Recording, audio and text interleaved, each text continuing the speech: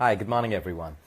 Well, for the longest time, and it's been happening for years and years, people are still struggling to lose weight. People still jump from one crazy diet to another, from one exercise program to another, and we never seem to be achieving our goal. We constantly focus on our weight, on our fitness, on our health, and I don't think life has to be that way. I mean, life is meant to live.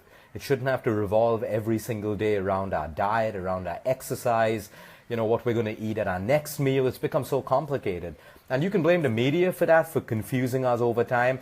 And you can blame our obsession created by the media of how a good body has to look like, or how we need to feel, or how our feelings are dependent on the way that we look. Well, for the longest time, people continue to struggle with nutrition and exercise. But today, if you're one of those people struggling to lose weight,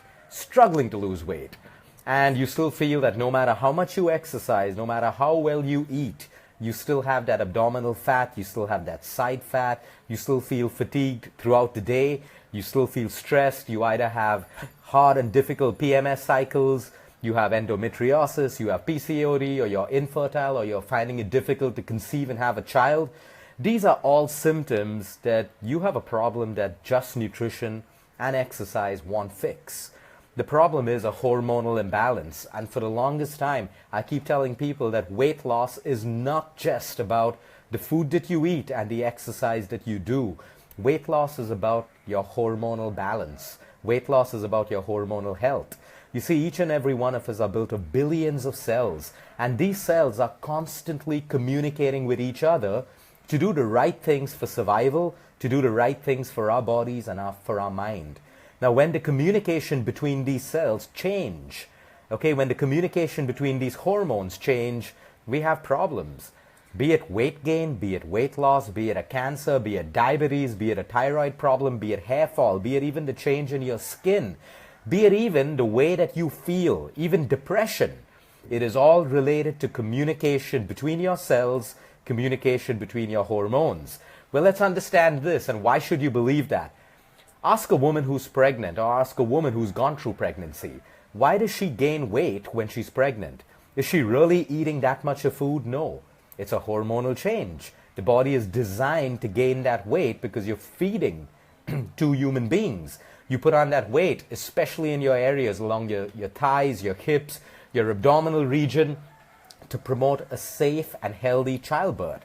Now, what promotes this weight gain? Yeah, in many cases where pregnant women put on more weight than they should, that's because they're eating more than they should. But in most cases, it's a hormonal change. Again, ask a woman who's pregnant or who's gone through pregnancy, or a mother. What are the changes that she goes through in terms of her mood, in terms of her feelings? What is that promoted by? Hormones again. Ask a woman who goes through a PMS cycle. Watch a woman's weight fluctuate before her period cycle, during a period cycle, and after her period cycles. What's changed? Hormonal imbalance again, or hormonal balance. That fluctuation in weight and water retention is again produced by hormones. How do children grow? Hormones again.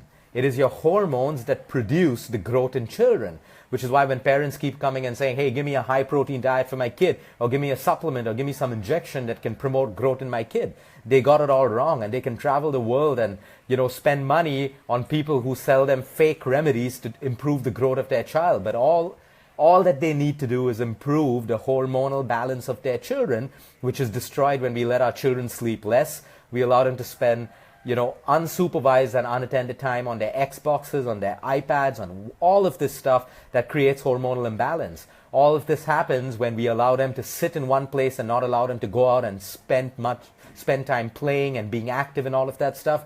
We create a hormonal imbalance and your kid doesn't grow. And then you don't blame it on the food that they eat and increasing protein. Again, ask a man, how does he put on muscle mass? Again, it's hormones. It's not the protein that he eats, it's the hormones. It's the HGH, the human growth hormones. What produces ovulation in a woman? What produces reproduction? Again, hormones. Everything that's happening in your body is related to hormones. If you have the right hormonal balance, you are going to be able to lose weight without a struggle. With effort, yes. Effort to zip your mouth up when it shouldn't be open. Effort to be active when you feel like being sedentary. effort to choose a night of good sleep than unnecessary socializing just to be someone who you're not, or please people who you're not even happy with. When you make these choices, you have a hormonal imbalance. Talk about women who are achieving menopause. What are they going through? What are these hot flushes, the night sweats, that little weight gain all about? Is it because they've changed their lifestyle? Absolutely not. It's a change in their hormones again. Each and every one of you have hormones in your body all of the time, and all of these hormones are producing the mood that you have. It's regulating your bowel movement. It's regulating your weight. It's regulating your desire for sex, your libido. It's controlling your stress levels. Every single thing is controlled by hormones, not your diet and not your exercise. Yes, that does promote some amount of effect, but it is all about your hormones. So what are hormones? Hormones are chemical messengers that travel in your bloodstream to all your cells, all your tissues, and all your organs, regulating cellular function, your immunity, the way you feel, your cravings. What is leptin? Leptin is a hormone that helps you feel full and satisfied after a meal. It's a satiety hormone. If you have less leptin, you have more cravings, and you want to constantly eat even when you're not hungry. What is ghrelin? Ghrelin is a hunger hormone again. If you have a balance of ghrelin and leptin, you don't have cravings, you won't be overeating. So now no matter how much you exercise and no matter how clean your diet is, whether you're eating organic, whether you're eating salads and nuts the whole day, it doesn't matter if your hormones are in imbalance. So let's get straight to the topic. Let's talk about a man who constantly works out or runs marathons and yet carries all that abdominal and side fat. What is the issue? Is it his exercise and diet? No, it is his hormonal imbalance. A woman who's training heavy in the gym all the time, doing all the exercise, and yet she says, oh, I have belly fat, my tummy's not flat, that's not going again, I feel bloated all the time. What is the issue? What is the solution? More exercise, a stricter diet? Absolutely not. It is balancing your hormones. How do we balance hormones? Let's talk about the number one food to balance your hormones. And it's not a food, it's a class of foods. It's fats. The right essential fats. For the longest time, people who went on low-fat diets or no-oil diets only suffered. They lost 2 to 3 kilos. They also lost their hair. They started looking older. They started aging faster. They had more and more hormonal issues. They had mood swings. They were irritable throughout the day. Let's understand one thing very clearly. You need fat in your diet. And if you have the right fat, you have the right vitamin absorption, which is critical for hormone production. Hormones require fat to be produced. Hormones require fat to be transported in your bloodstream to all of your billions of cells, your tissues, and your vital organs. So yeah, if you want to go low fat, cut out the bad quality fats in your diet, but you need the right quality fats. It is not carbohydrates, it is not proteins, it is the right amount of fat that you need for your hormonal balance. So let's right away jump into the oils that you use.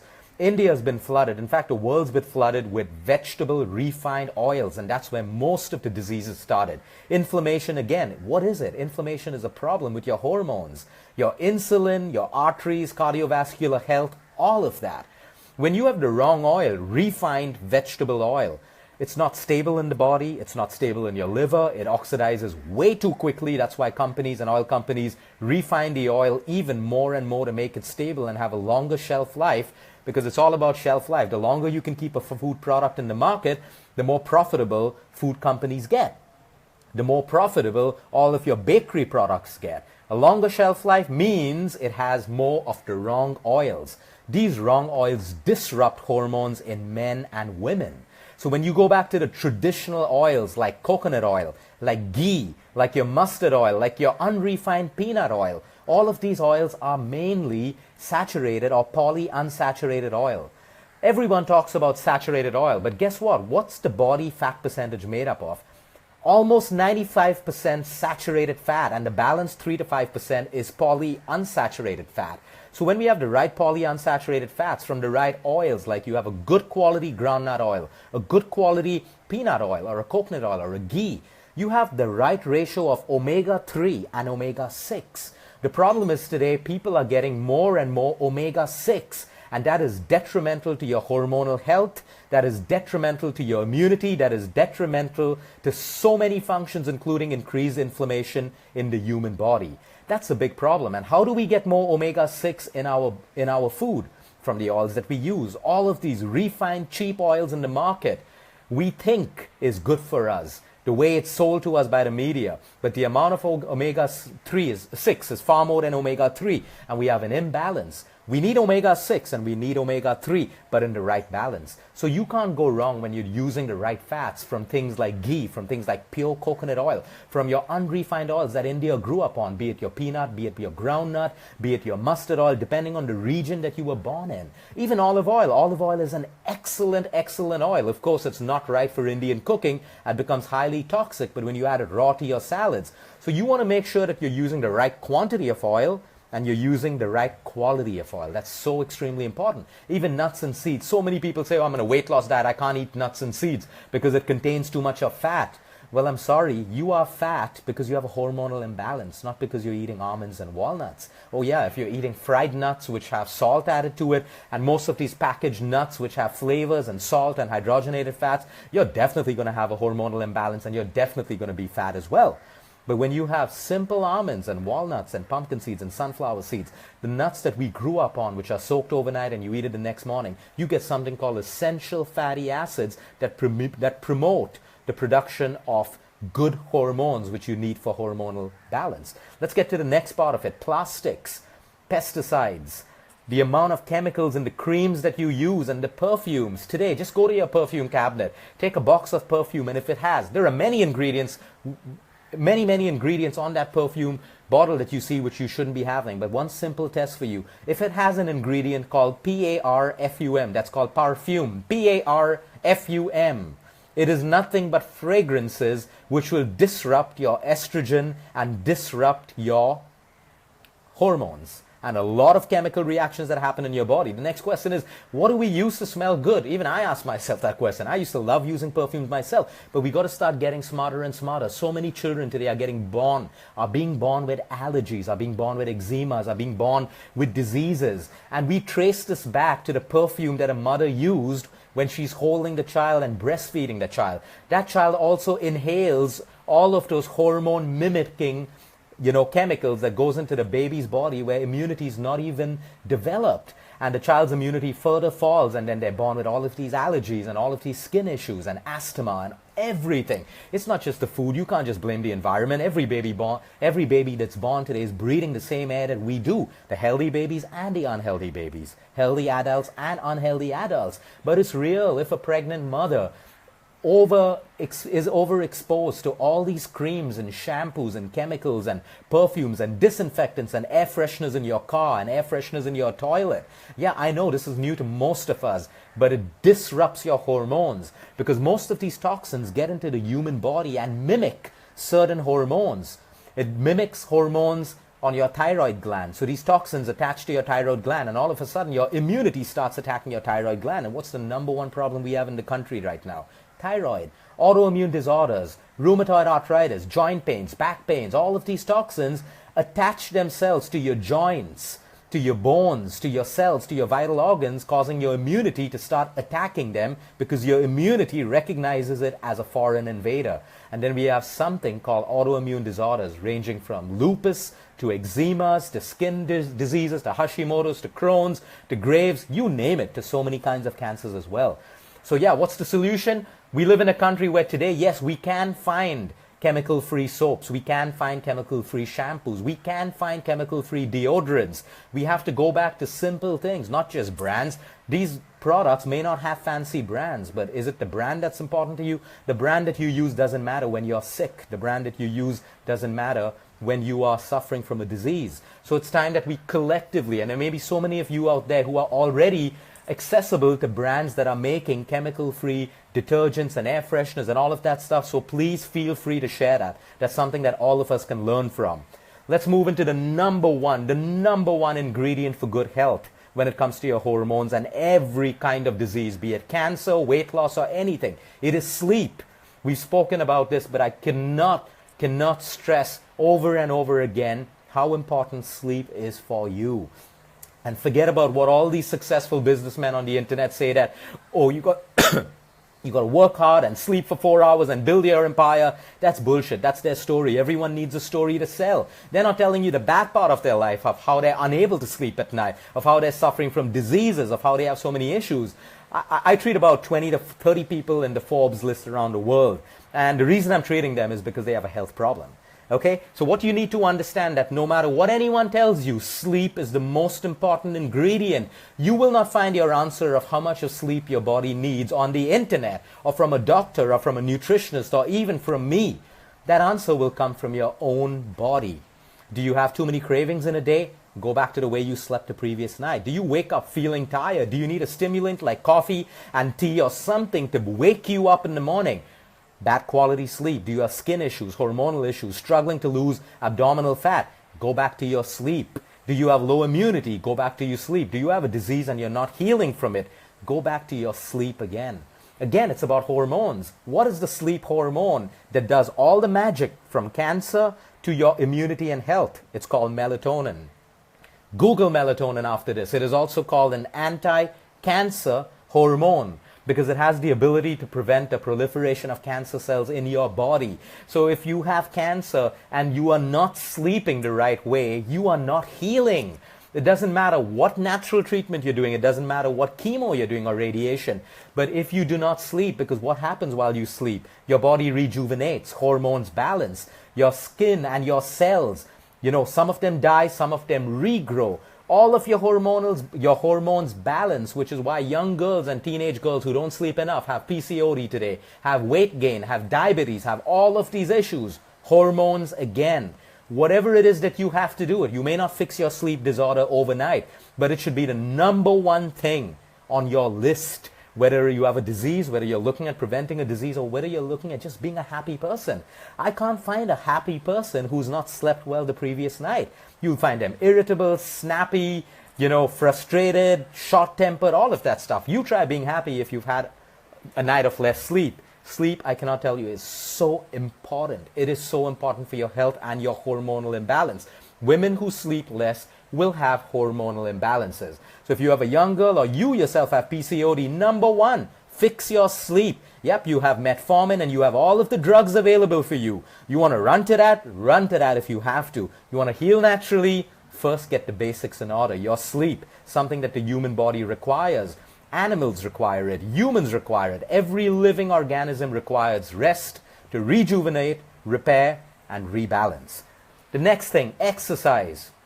So now I'm not losing weight, so I start exercising more and more intensely. All of a sudden I think, I have to be an athlete. I got to run like an athlete. I got to lift like an athlete. But we don't live like athletes. Athletes do three things. They eat, they sleep, and they train. And they eat, and they sleep, and they train. And they take supplements. They take anabolics. They take catabolics that help them to recover quickly so that they can put more pressure and intense pressure from their exercise on their bodies. But they do it in a balanced way because that is their profession.